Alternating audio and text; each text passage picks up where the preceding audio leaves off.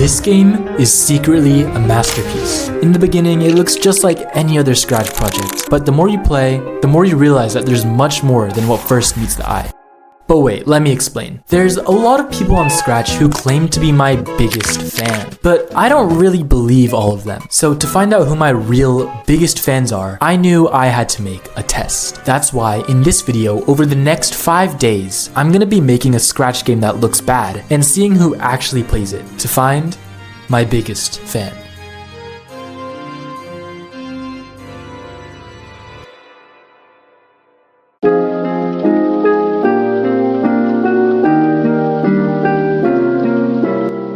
Hello everyone, welcome to day 1 of this challenge. Let's just get coding. Let's make the bad game project. Yes, very much so, yes.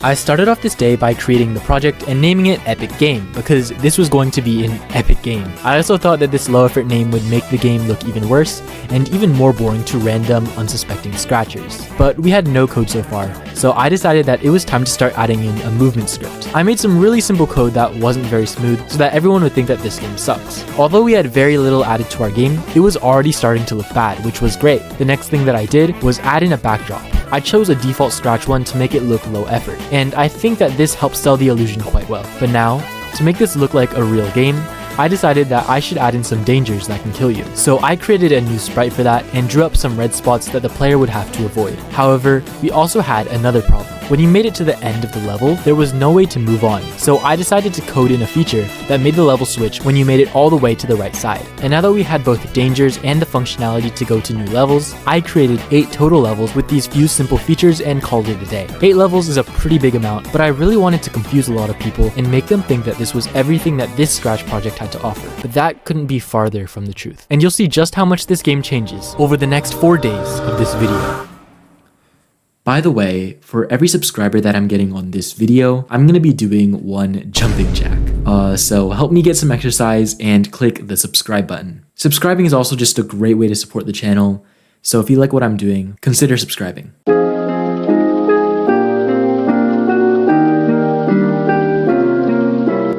So we made some pretty good progress yesterday, and I think that now we should start working on kind of like a stage 2 of this game, where it's not exactly like an extremely good game yet, but at the same time, it's not as bad as we made it yesterday. And also, you may notice that in this video so far, the location is kind of different. And that's because I moved again. This is a new house and around the same area, but yeah, I just want to tell you just in case you're curious. I know no one cares about me, but still, yeah. Yeah, okay, let's get work. Let's get working. Working, not work. Let's not get work. That makes no sense. Since we created quite a few levels yesterday, I thought it would be nice if we now implemented a new feature. This feature would be walls. So I created a new sprite, however, the player could just go through them, so I also had to add in collisions for them. After that, I made 3 more levels using this new feature. The next thing that I did was add in coins. So I started coding them up and once again made 3 levels using them. Honestly, the code for these coins were a bit advanced, but since the rest of the game still looked so low quality, I decided that they were okay to include. After that, I added in a goal that replaced going to the right side of the screen. What this does is basically make it so that you have to go to a specific point on the screen. And I created 3 more levels with all these features. So far, I was actually having a lot of fun making this game. Just going back to basics and using simple Scratch coding was pretty entertaining, and I was excited to do more work on this project tomorrow, on day 3.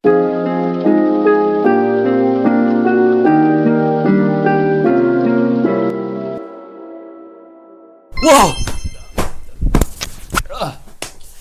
Hi, welcome to day 3. It's day 3 right now. So like we said yesterday, we're gonna be doing a lot of work today. And that starts, not right now actually, because I'm gonna play basketball for a little bit, but after I play basketball for a few hours, I think I have a few hours to code. We're just gonna lock in, we're just gonna code. We're gonna make the most epic Scratch game.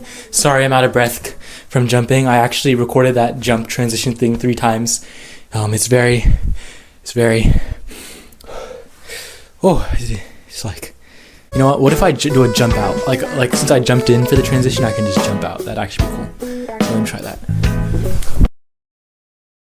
Although by adding in new features our game was getting gradually better, I decided that we would now need a big change for the game and give it a huge boost in quality. Besides, we had already created so many levels, so anyone who wasn't a true fan would have already left by now. So, I made a portal that the player would need to go through that would take him to a new world. I used some sound design and some other effects to give this portal some ambience and feelings of mystery, and I think that I achieved that quite well. But now, what would this new world look like?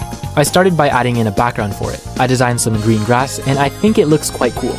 But what use is a background if we can't actually move our character around? So I added in some smooth movement that felt much better than the simple movement scripts that we had earlier. But we now ran into another problem.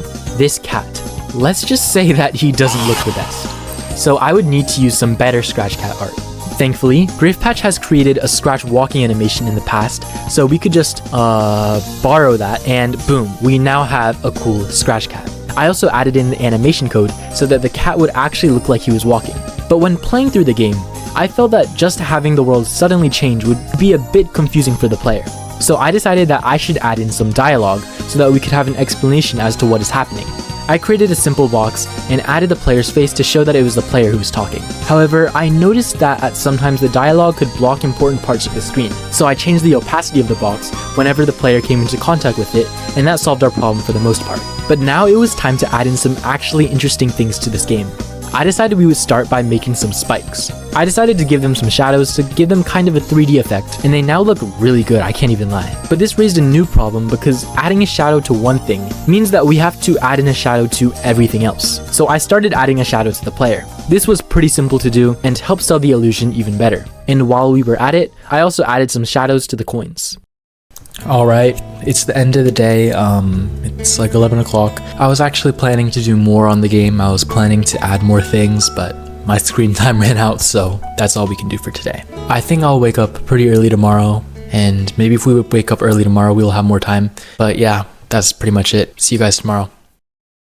By the way, I have something to tell you. For me and many of you, making a game like the one that you see in this video isn't too much of a struggle. That's because I'm using Scratch. But what if I was to make a real professional game with complex code and mechanics and get hundreds of thousands or even millions of sales? This is possible thanks to the sponsor of today's video, GameMaker. GameMaker is free to use if you are looking to make your own games, export them, and even share them. It's been used to create successful projects such as Cats Organized Neatly and Chicory: A Colorful Tale, selling hundreds of thousands of copies. Unlike most game engines that have a steep learning curve and are a huge jump up from scratch, GameMaker includes a drag and drop interface, which makes it easier and more intuitive. They also have an amazing community through their website, YouTube channel, Discord, and forums. And let me repeat this, GameMaker is free. You don't need to enter a credit card to start coding and post your projects online. So using the top link in my description, start creating your own professional games today with GameMaker. By doing so, you'd also be helping me out. And I'd like to just say a huge thank you to GameMaker for sponsoring this video that you're watching right now and making it possible.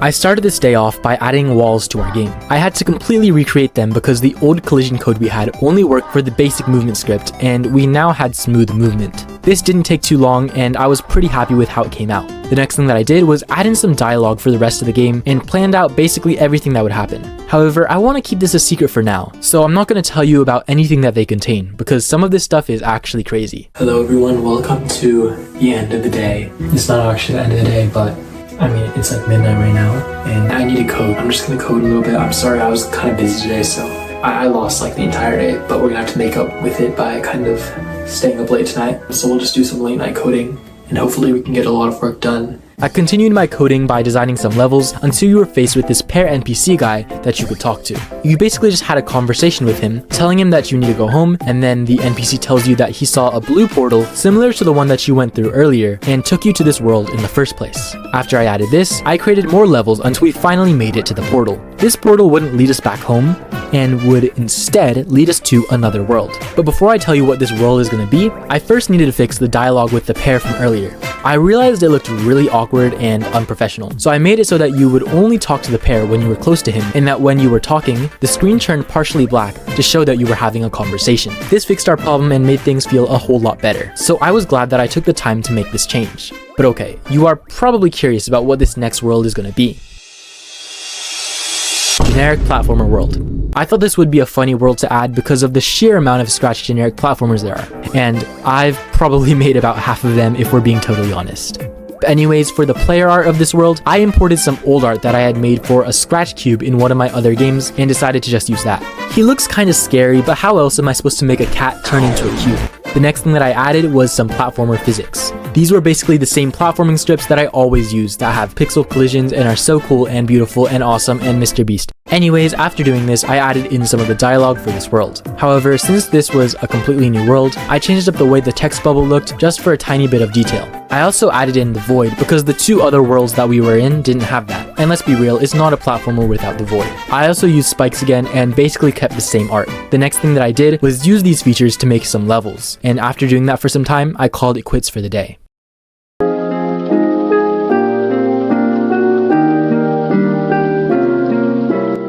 I started off coding for this day by adding in a generic cube that would appear midway through our platformer world that would be an NPC that you can talk to, just like the pair from the previous world. The conversation this time was pretty similar to the one that we had with the pair, but the cube warns you that some of his friends who went through the portal have never come back. But deciding that there's no other real choices, the player continues his journey. After that, I designed more levels until we finally made it to the end, and then added yet another portal that would lead us to our final world. This final world would be called Pixel City, and again would be a platformer, but this time in the pixel art style. I drew up some cat art, and let me just say that I was really proud of what I did. The shape of the Scratch cat is so weird, so making it in pixel art, especially low resolution pixel art, is no easy task. But I managed to get something that looked quite good, so I felt a lot of satisfaction from this. Yo, what's up everyone? Welcome to day 5. You already saw me coding for a bit. I did some coding today already, and the game is actually starting to come to a close. Last night, we really locked in. I'm actually gonna be busy for a little bit later in the day, so we're probably gonna have to work again at like nighttime instead of me just coding right now, because I actually have somewhere to go. I think it's definitely doable to finish this game, so just keep that in mind, and I'm excited to see the final result, and I hope you're excited to see the final result too. Hopping back on the project, I drew up some simple ground art. Art doesn't get any simpler than this, so let's just move on. The next thing that I did was add in a walking animation for our Scratch cat. It looks bad right now, but I think it'll look okay when the cat is actually moving, because you won't be able to look at it very carefully or closely. Now, I started implementing the physics and animation code for the world.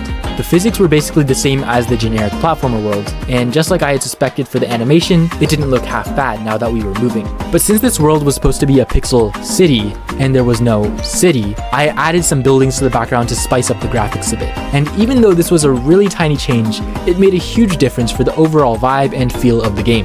But if this is all we had in our city, it'd be really boring because there aren't any challenges or dangers at the moment. So I added in traffic cones and birds. The birds art was admittedly stolen from one of my other games, but we really don't need to talk about that. These two features would allow us to make many different types of levels, which would be amazing.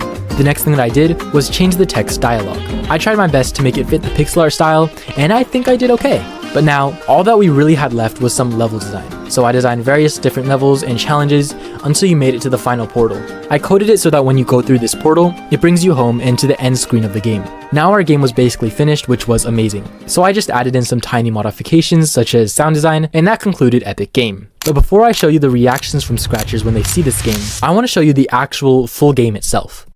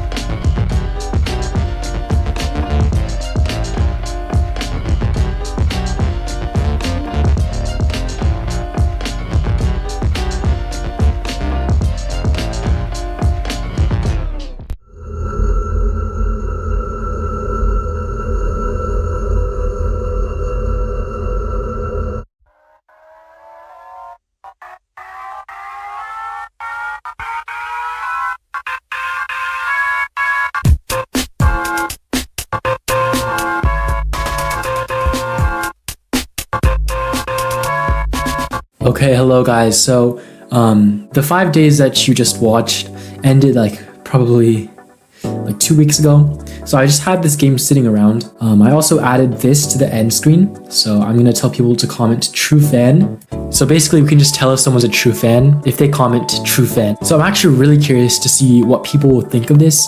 If a lot of people will just see through the facade. If a lot of people will actually prove to be my true fans. The true Viiperrrs. So I mean, I guess there's nothing better to do than just share the game. So I'm gonna check back the results in a few days, and we're gonna see what people think of this game, and if they really are the Viiperrr people.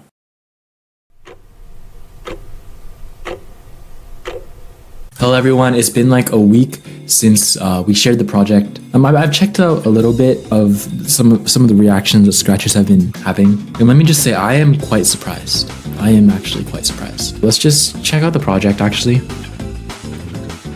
and we can see right away the first 2 comments. 2 minutes ago someone commented true fan. An hour ago someone commented true fan. This person commented true fan.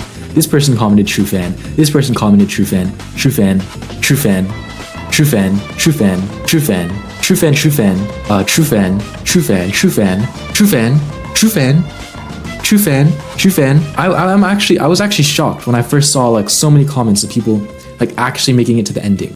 I thought like 90% of the comments would be just people saying, oh this game sucks. Oh why did Viiperrr post this? What video is this for? And then like maybe like 10% would be people actually making it to the end. But no, it's the other way around. It's like 90% of people make it to the end, and like 10% of people are kind of oblivious. But on another note, I'm actually really happy that people actually play through my games. They don't just stop at it from like the surface level. They actually make it to the end. Thank you guys so much. Yeah, bye.